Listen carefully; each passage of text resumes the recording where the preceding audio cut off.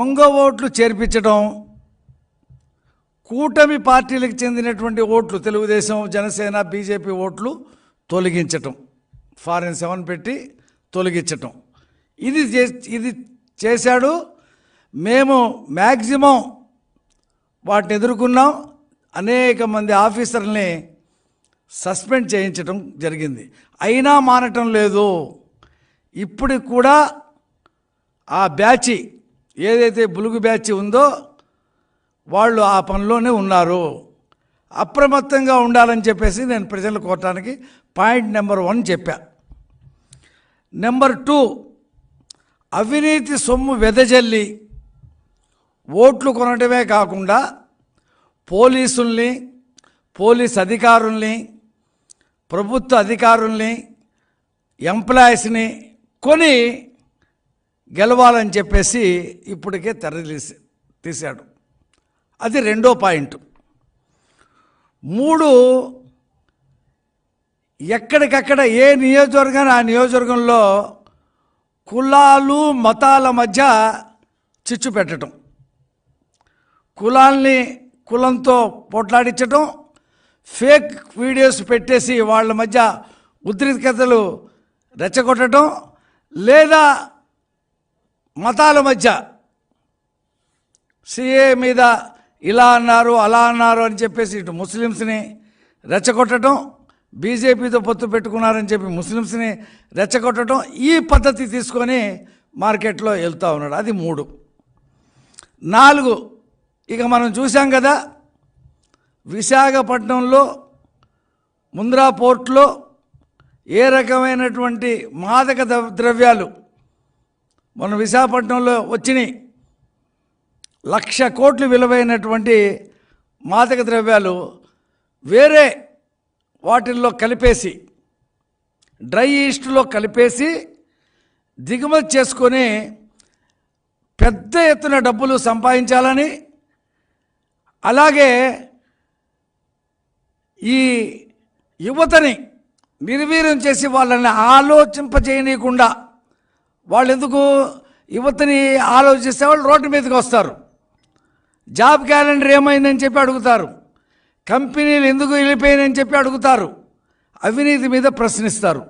వాళ్ళని మత్తులో ఉంచేసి ఎన్నికలు నడపాలని చెప్పేసి కార్యక్రమం తీసుకున్నాడు. అది 4. 5, బూతుల దగ్గర మేము తెలుగుదేశం పార్టీ కానీ కూటమి పార్టీ కానీ బూత్ కమిటీలు ఏర్పాటు చేసుకుంటాం. అతను కూడా ఏర్పాటు చేసుకుంటాడు.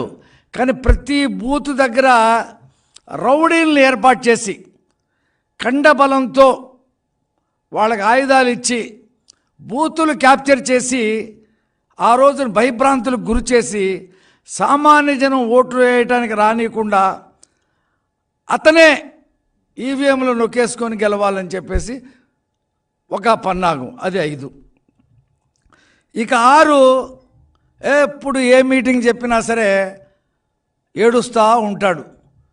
నాకు ఈనాడు పేపర్ లేదు, నాకు ఆంధ్రజ్యోతి పేపర్ లేదు, నాకు TV5 లేదు, నాకు ABN లేదు, నాకు ఈటీవీ లేదని చెప్పి ఏడుస్తుంటాడు.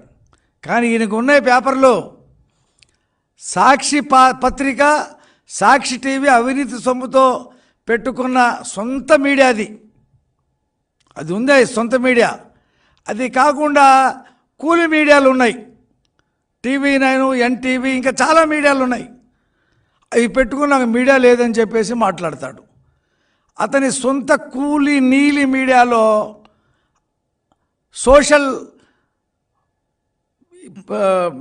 సోషల్ మీడియాలో తప్పుడు వార్తలు, అబద్ధాలు వండి వార్చి జనం మీదకి వదలటం, ఇది ఇతను చేసే పని. మీటింగ్లకు వచ్చి నాకు మీడియా లేదంటాడు. అది 6. 7, ఇక ఎక్కడికి వెళ్ళినా సరే 98.5 ఎన్నికల వాగ్దానాలు నెరవేర్చేశాను అంటాడు. ఈయన 750 హామీలు ఇచ్చాడు పాదయాత్రలో, అందులో 60 కూడా కంప్లీట్ చేయాల. మేము ఆ 750 ఎక్కడిచ్చాడు, ఏ ఊరిలో ఇచ్చాడు, ఎప్పుడు ఇచ్చాడో ఒక పుస్తకం వేసాం. మొత్తం పుస్తకం అంతా పబ్లిక్ డొమైన్లో పెట్టాం. దానికి జవాబు లేదు. ఆ మేనిఫెస్టో నాకు బైబిలు, నా ఖురాను, నాకు భగవద్గీత అంటాడు. పోనీ అందులో ఏమైనా చేసావా? సంపూర్ణ మద్యపాన నిషేధం, అది లేదు. సిపిఎస్ రద్దు, ఓపీఎస్ తెస్తా అన్నావు, అది చేసావు, అది లేదు. జాబ్ క్యాలెండర్ తెస్తా అన్నావు, అదేం చేసావా? అది లేదు. పిఆర్సి చంద్రబాబు నాయుడు గారి కంటే ఇంకా